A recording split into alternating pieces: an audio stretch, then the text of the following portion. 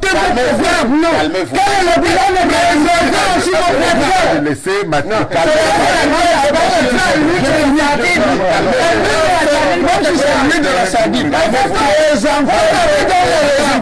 Parce que si ça vient de laissez-moi parler, laissez-moi parler, parle le parti Bonaparte. Bon, c'est bien.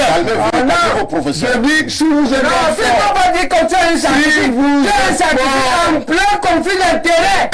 Parce que ce matin, quand on sort de la maison, que le NDP s'est donné, tu es dans la voiture que le NDP s'est donné, tu as les chauffeurs, c'est ça qui te fait donner la vie. C'est ça qui te fait parler. Monsieur Aïssa, tu ne vois rien. Tu es un compromis et ce que tu dis ne peut pas être valable dans le terrorisme intellectuel.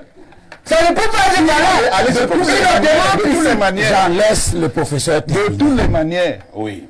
Toutes ces gesticulations ne changera rien du tout.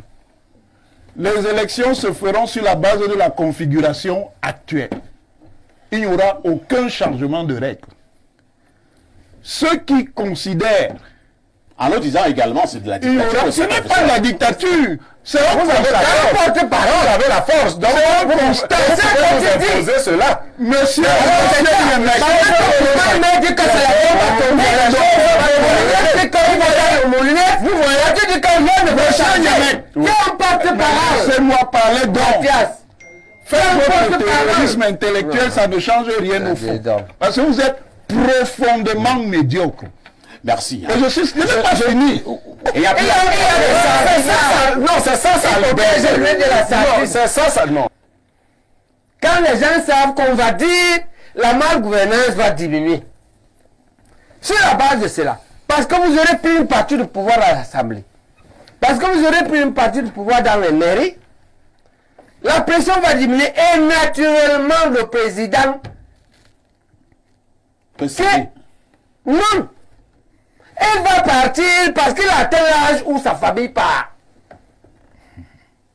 Eux meurent là-bas à 100 ans. C'est leur famille. C'est Dieu qui leur a donné. Il n'a donc pas encore atteint 100 ans. Mais il est proche. Vous ne pouvez pas. Moi, je ne veux pas vous envoyer. Allez, Moulinès, il va vous tuer. Attends, Moulinès, il y a des 1 000 anglophones morts. Maintenant, j'envoie encore 10 000. Que j'envoie les gens aller dans la machine de Moulinès. Parce que vous ne pouvez pas attendre 3 ou 5 ans. Parce que dans 3 ou 5 ans, il n'est plus là. Il n'y a pas un parti néocolonial au Julatis qui a survécu au départ de son leader. Le PDCI. Ah! Le PDCI a survécu sur une guerre. Qui a fait combien de morts? Il est même dans quel état? Voilà, il est dans quel état. Et comment mais on te dit que tu es un intellectuel corrompu. Je dis que si en 5 ans, tu dis que tu n'es pas pour les pouvoirs qui durent 30 ans. Moins de 5 ans après, c'est pas quand il a fait cette interview. C'est dans les réseaux sociaux, je veux t'avoir. Tu commences à dire, mais tu soutiens 42 ans. Mais comment on va dire que tu n'es pas sardinard? Comment on va faire pour dire que tu n'es pas mendiant? Professeur Baebek. Non, le professeur n'est pas... Mais c'est lui qui m'a provoqué, je ne parlais pas de lui. Non, moi, je disais aux jeunes. Je leur disais au niveau de l'opposition. Je leur disais pourquoi il ne doit pas aller se faire tuer. Je dirais que 2 arguments. Premier argument, vous pouvez avoir une parcelle de pouvoir qui vous permet d'exister politiquement, de continuer la lutte, de revendiquer. Deuxième argument, vous allez conquérir, être féroce quand il ne sera plus là. Pourquoi? Parce que cette télé comme cette cour constitutionnelle n'aura pas de dette vis-à-vis du prochain. Parce qu'ils ont une dette historique vis-à-vis des biens. Si une autre personne devient président, quand il ne sera plus là, quand Dieu l'appellera, les gens de l'ICAM ne devront pas. Et donc, vous pouvez faire une meilleure compétition. Pour ces 2 arguments, et le troisième, dans ces conditions, vous implémentez un changement. Mais il est avantageux par rapport à aller au changement brutal. Parce que là, il n'y a pas de mort, il n'y a pas de veuve, il n'y a pas d'orphelin, il n'y a pas d'amputé. C'est pour ça, c'est ça que je dis aux Camerounais. Et je dis, à l'opposition que mettons la pression, mais fixons-nous la ligne rouge à chaque fois où on va s'arrêter. Très bien. Hein? Et accepter un changement progressif. Je pense que, moi j'en appelle ici à Limbe Lobé, il s'est montré le leader. On peut aussi former une association, une sorte d'association pour la transition pacifique, pour s'adresser au peuple, continuer à éduquer le peuple, à le préparer à cela. Parce que le risque c'est que, tout ce qu'on dit là, on glisse dans la guerre civile généralisée. Et moi je veux pas ça. Pas du Parce que moi, attends, ce n'est pas par théorie. Moi, je suis un enfant né de 2 parents déplacés de guerre. Donc, je connais les histoires. Je suis un enfant dont on a tué le grand-père paternel à Ezeka. Pour ça. Donc, on a déplacé le grand-père maternel de Nobianga vers Edea. Je suis un enfant qui, à 4 ans, j'ai vu la rebelle en brousse. Je leur ai donné le courrier. Et j'ai vu, et des morts, et ainsi de suite. Donc, je pense que c'est une expérience douloureuse. Et c'est que nous, on a fait 4 guerres. On les a perdus tous. Je ne peux pas vous appeler à la guerre aujourd'hui. En tout cas, moi, je n'ai pas l'âge de conduire la guerre. Donc, je suis C'est du bavardage. C'est parti. Bon, attendez. Mais moi, vous êtes incohérent. Non. C'est ton problème. Oui. Professeur, devant le peuple, n'importe quoi. Dites que c'est comme vous êtes incohérent. Sérieux, monsieur. Vous êtes un professeur incohérent. On ne se comporte pas comme ça. Aux États-Unis, il y a ce qu'on appelle le conflit d'intérêts. Il est dans le conflit d'intérêts. Nous, on n'est pas dans le conflit d'intérêts. C'est dans le conflit d'intérêts. Je ne mange pas l'argent d'un parti. C'est la force des arguments. Moi, je mange l'argent d'un parti. Oui. C'est la force des arguments. C'est ça la voiture qui t'a amené ça. Les C'est ça le Vous problème. n'êtes manifestement pas sérieux. Allez-y, Vous chutez, manquez de professeur sérieux. Wanangini. Je dis non. Tu as dit que la guerre civile va arriver. C'est vrai que nous ne pouvons pas prôner Voilà. que la guerre civile arrive ici. Donc après c'est là, vous évitez le mot. Mais ça a même commencé. Ce que les Ambaboy font là, c'est quoi? En réalité, le problème ici, c'est de ne pas généraliser ou aggraver. Très bien. Et je vais vous dire, pour moi, dans mon analyse tout à l'heure, quelle est l'autre région qui va le faire? Vous avez une région où il y a 2 communautés. Le Grand Nord, les 3 régions ont 2 communautés. Les chrétiens et les musulmans. Pour les musulmans, Ousmane est venu dire à Equinox, le mot c'était nucléaire. Il va faire une guerre nucléaire, c'est ça qu'Ousmane a dit. Ok? Maintenant, 3 évêques Kirdi, c'est-à-dire les chrétiens du Grand Nord, disent qu'ils préfèrent le diable.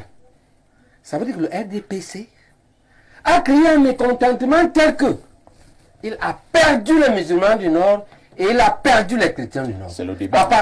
Oui, le débat. à partir de ce moment-là, le prochain front, c'est comme qui dit là, c'est au Nord que ça va s'ouvrir. Si, et nous ne sommes pas venus ici pour stigmatiser, le but de l'UPC est de plus en plus de proposer aux partis d'État ces réflexions sur les voies et méthodes pour diminuer cette tension-là et aller vers les élections crédibles et justes.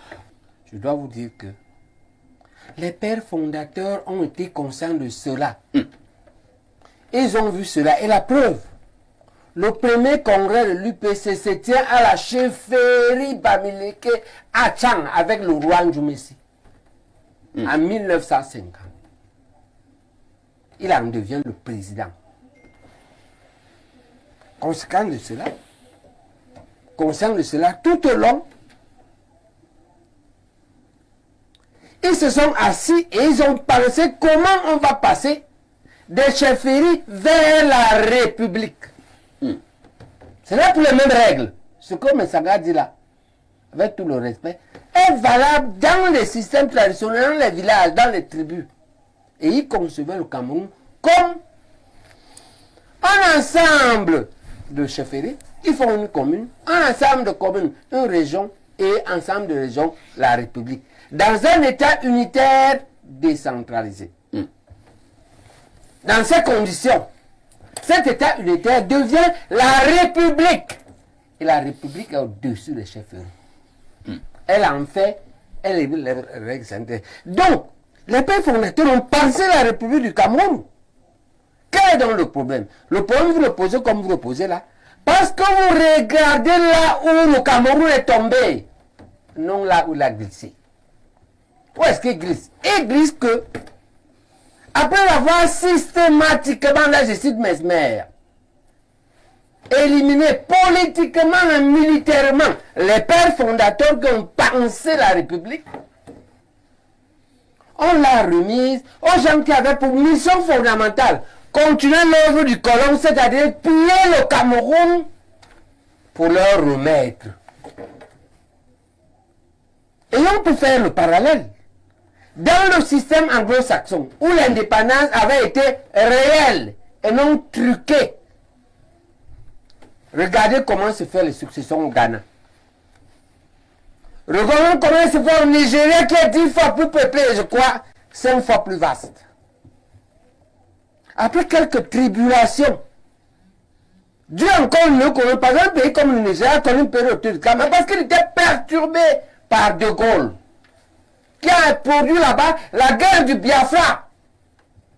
C'est lui qui a organisé. Et donc le problème c'est que on a raté l'indépendance. Si le pays est entre les mains d'un système qui sert le colon. C'est ça le problème. Et les pays qui ont eu réellement leur indépendance, en particulier les pays anglo-saxons, non plus ce problème, c'est réglé. Vous vous souvenez? Mais c'est l'un des C'est réglé. Non, je ne parle pas de... Je parle du Ghana, du Nigeria. Après quelques problèmes de contamination. D'accord? Parce qu'on va se dire aujourd'hui donc, quelle est la porte de sortie? Mais là, ça a tracé la porte de sortie. Il faut achever l'indépendance, la compléter, qu'elle devienne effective, totale, sans condition. Et là, ça a tracé le chemin. Il faut rompre avec la colonisation. Et refonder notre République. En considérant un peu ceux qui exécutent cette malgouvernance-là.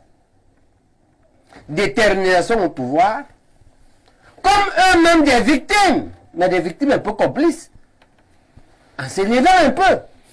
Le Cameroun et les autres doivent se refonder et s'aligner sur le modèle de l'AES qui est en construction.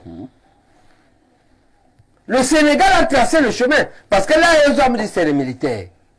Mais peu importe, parce que nous, on regarde les résultats. D'accord? Vous avez vu, une fois, j'étais un peu contre le jeune Débé au Tchad, mais depuis qu'il a rompu, moi je soutiens Débé. C'est le vrai indépendant. Vous ne pouvez pas être souverain et indépendant avec une autre armée dans votre pays. Pour ça, je le soutiens.